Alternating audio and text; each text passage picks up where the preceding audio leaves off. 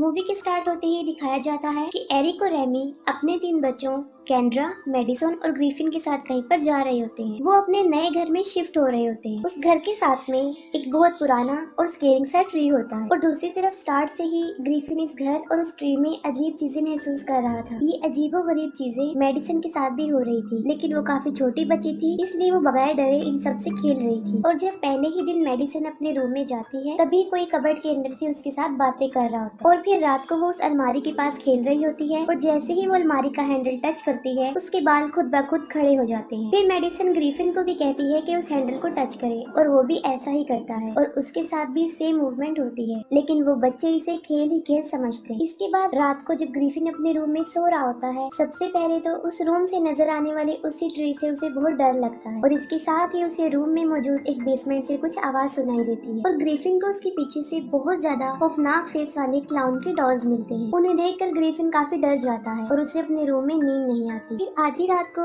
घर की सारी लाइट्स और इलेक्ट्रॉनिक चीजें खुद ब खुद चल पड़ती हैं और इसके साथ भी बंद होने लगती हैं। इसी दौरान ग्रिफिन की आंख खुल जाती है और उसे मेडिसन की आवाज आती है। उसकी आवाज सुन के वो नीचे आता है। वो मेडिसन को चुपके से देखता है। तब मेडिसन टीवी के सामने खड़ी हुई किसी से बातें कर रही होती है। मेडिसन टीवी पर हाथ रखते हुए ग्रिफिन को बताती है कि ये लोग यहाँ पर आना चाहते हैं। ग्रिफिन उससे पूछता है कौन लोग यहाँ पर आना चाहते हैं और इसके साथ ही बहुत सारे हाथ उभरना शुरू हो जाते हैं। ग्रिफिन टीवी बंद करने आगे की तरफ बढ़ता है, लेकिन कोई पावर उसे पीछे की तरफ खींच लेती है। वहाँ पर बहुत शोर हो जाता है और उस शोर को सुनकर एरिक, एमी और केंड्रा भी वहाँ पर पहुँच जाते हैं। तब मेडिसन पीछे मुड़कर कहती है कि वो लोग यहाँ पर आ चुके हैं। अगले दिन एमी मेडिसन से पूछती है कि कल रात तुमने कहा था कि वो लोग यहाँ पर आ गए हैं, तो वो कौन लोग हैं? मेडिसन जवाब देती है कि वो लोग मेरे फ्रेंड हैं और वो लॉस्ट पीपल हैं, कोई इमेजिनेशन नहीं है। इसके बाद ग्रिफिन को गार्डन में से इंसानी हड्डी का पीस मिलता है और फिर जब वो घर के अंदर होता है तो अचानक से एक बॉल उसके पास आती है और उसके बाद वो बॉल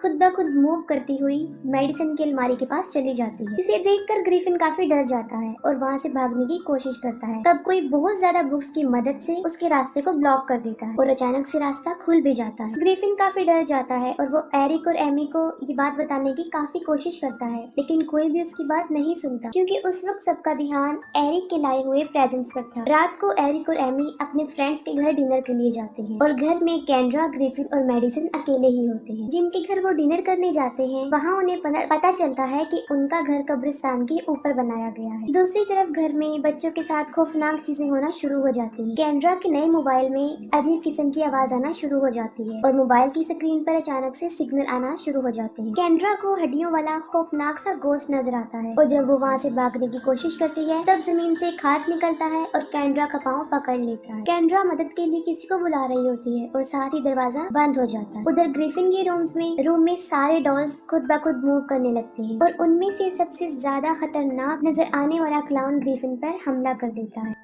इसी दौरान उस ट्री की शाखें उस रूम की विंडो को मार मार के तोड़ रही होती हैं। ग्रिफिन उस क्लाउन को अपने पैरों से मार मार के तोड़ देता है और वहाँ से भाग भी जाता है। ग्रिफिन भागकर मेडिसन के रूम में आता है। तब वो भी बहुत ज्यादा डरी हुई होती है और उसके रूम की विंडो पर भी उसी ट्री की शाखें होती हैं। ग्रिफिन डर के वहाँ से भागने की कोशिश करता है, लेकिन कोई पावर उसे रोक लेती है और उसे भागने नहीं देती और उस ट्री की शाखें खिड़की तोड़कर अंदर आ जाती हैं और ग्रिफिन को अपने साथ ले जाती हैं। दूसरी तरफ मेडिसन के रूम में उसकी अलमारी खुल जाती है और उस रूम की सारी लाइट्स अलमारी के अंदर चली जाती है। मेडिसन का टॉय भी अंदर चला जाता है। मेडिसन उसके पीछे अलमारी के अंदर चली जाती है और वहाँ पर बहुत से गोस्ट मेडिसन को अलमारी के अंदर खींच लेते हैं। ठीक उसी वक्त एरिक और एमी भी घर में पहुँच जाते हैं और वो देखते हैं कि ग्रिफिन उस ट्री की शाखों में बुरी तरह फंसा हुआ है। जैसे ही ये लोग उस दरख्त के पास जाते हैं, ग्रिफिन खुद ब खुद नीचे गिर जाता है। केंड्रा घर के अंदर से भागती हुई आती है और कहती है कि मेडिसन कहीं भी नहीं मिल रही है। ये लोग सारे घर में मेडिसन को ढूंढते हैं, लेकिन वो कहीं भी नहीं मिली और टीवी खुद खुद ऑन हो जाता है और उसके अंदर से मेडिसन की आवाज आती है। एमी ये फील करती है कि मेडिसन टीवी के अंदर है और वो टीवी की स्क्रीन पर हाथ रखती है। तब मेडिसन का हाथ उसे टच करता है। ये देखकर वो लोग काफी हैरान होते हैं और डर भी जाते हैं। इसके बाद Amy paranormal researcher doctor Brook से मिलती है और उसे सब कुछ बता देती है। डॉक्टर ब्रूक अपने 2 साथी बॉयड और सूफी के साथ इन लोगों के घर पर आती है और वो लोग अपने रिसर्च में लग जाते हैं। रिसर्च के दौरान जब बॉयड एक चेयर पर बैठने की कोशिश करता है, तब वो चेयर खुद ब खुद उछलकर हवा में चली चली जाती है। डॉक्टर ब्रूक उनको बताती है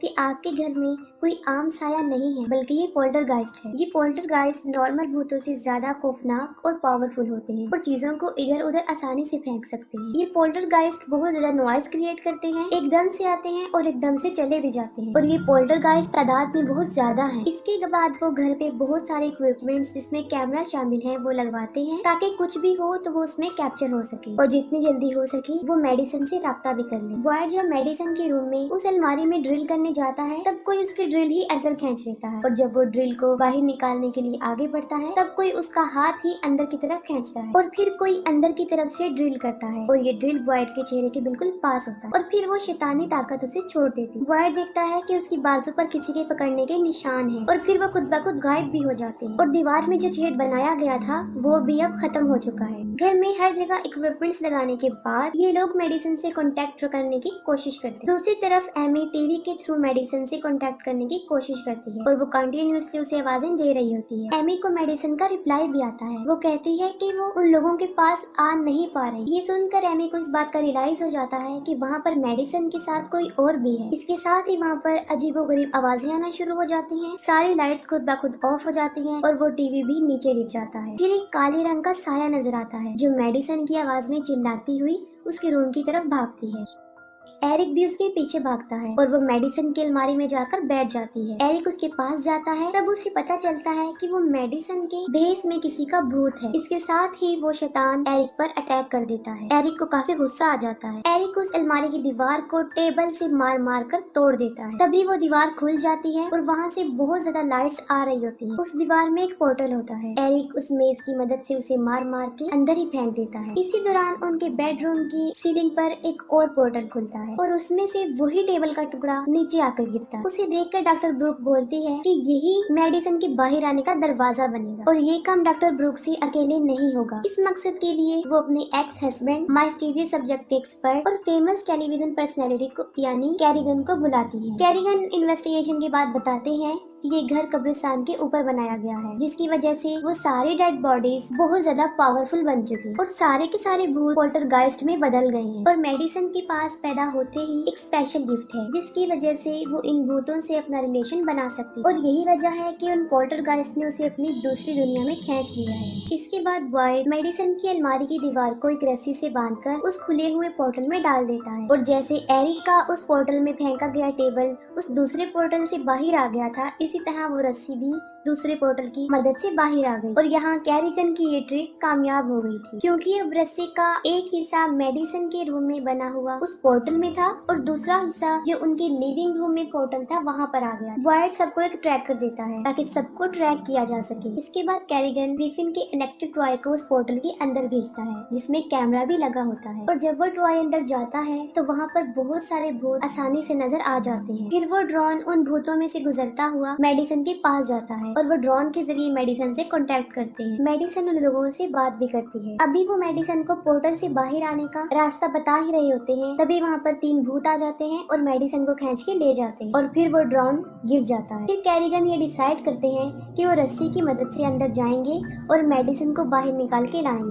लेकिन एमी कहती है कि मेडिसिन को लेने अंदर वो जाएगी और इसके साथ ही सबके अंदर जाने के पीछे बहस हो जाती है। सोफी देखती है कि ग्रिफिन मेडिसिन के रूम में चला गया है। वो सब भी ग्रिफिन के पीछे भागते हैं। तब ग्रिफिन उसे कहता है कि ये सब कुछ उसकी वजह से हुआ है, अगर वो मेडिसिन को अकेले ना छोड़ता तो आज वो वहाँ पर ना हो। और ये कहते ही वो पोर्टल के अंदर चला जाता है। जैसे ही ग्रिफिन अंदर जाता है ये लोग रस्सी के दोनों कॉर्नर्स को अच्छे से पकड़ लेते हैं और बाहर से ही बर्ग ग्रिफिन की हेल्प करते हैं। ग्रिफिन उन भूतों में से गुजरता हुआ आगे बढ़ता है और वहाँ पर उसे उसका ड्रोन भी नजर आता है। फिर उसे मेडिसिन नजर आती है और वो मेडिसिन को कहता है कि वो मेरे साथ चले, लेकिन मेडिसिन उसे रोते हुए कहती है कि मैं तुम्हारे साथ नहीं जा सकूंगी। मेडिसिन के चारों तरफ वो भूत होते हैं और वही उसे बाहर नहीं जाने दे रहे होते और फिर वो भूत उस रस्सी को पकड़ लेते हैं। बहुत सारे भूत जब रस्सी को पकड़ लेते हैं तब उनके वेट से उस रस्सी का हुक टूट जाता है, लेकिन बाहर फिर भी एरिक और कैरिगन उस रस्सी को मजबूती से पकड़ के रखते हैं। इनके मुकाबले में दूसरी तरफ वो भूत भी मजबूती से रस्सी को अपनी तरफ खींच रहे होते हैं और आखिरकार इनके हाथ से रस्सी छूट जाती है।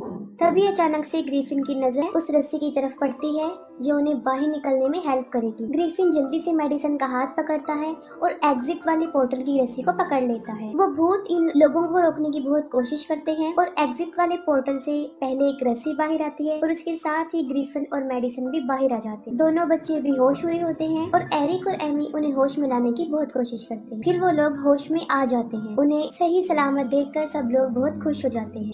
ग्रीफिन को उसकी बहादुरी की वजह से वो लोग अप्रिशिएट करते हैं। वो लोग उस घर को छोड़कर यहाँ से जा रहे होते हैं। तभी मेडिसन उन्हें बताती है कि अभी तक भूत इस घर में मौजूद। वो लोग गाड़ी को जल्दी से वहाँ से भगाने की कोशिश करते हैं। तभी ये भूत उनकी गाड़ी को अंदर की तरफ खींच लेते हैं। कार दीवार को तोड़ते हुए अंदर चली जाती है और वो भूत मेडिसन को दोबारा से अंदर आने वाले पोर्टल की तरफ खींच लेते हैं और दूसरी तरफ सारे लोग मेडिसन को बचाने में लगे होते हैं। कैरिगन ये समझ जाते हैं कि ये भूत इनका इतनी आसानी से पीछा नहीं छोड़ेंगे। उन्हें यहाँ से छुटकारा हासिल करने के लिए मेडिसन की हेल्प चाहिए। फिर वो सारे भूत पोर्टल से बाहर आते हैं और मेडिसन को अंदर खींच के ले जा रहे होते हैं। कैरिगन उन्हें हुक्म देते हैं कि वो अंदर चले जाएं और वो अंदर चले जाते हैं। कैरिगन खुद उस पोर्टल में उतर जाते हैं क्योंकि वो जानते थे कि मेडिसन के अलावा एक वही वाहिद शख्स है जो उनकी फैमिली को बचा सकते हैं। इसके साथ ही एरिक और उसकी फैमिली वहाँ से भागने की कोशिश करते हैं। तभी उनके गार्डन में बहुत सारी डेड बॉडीज और हड्डियों वाले मुर्दे बाहर आते हैं और उन्हें रोकने की बहुत कोशिश करते हैं। वो लोग सूफी की कार में बैठकर वहाँ से भाग जाते हैं। वो लोग देखते हैं कि एक घर में बहुत बड़ा ब्लास्ट हुआ है और उसकी छत से एक बहुत बड़ी रोशनी निकल के बाहर आई है जो आसमान की तरफ जा रही है। ये लोग फौरन समझ जाते हैं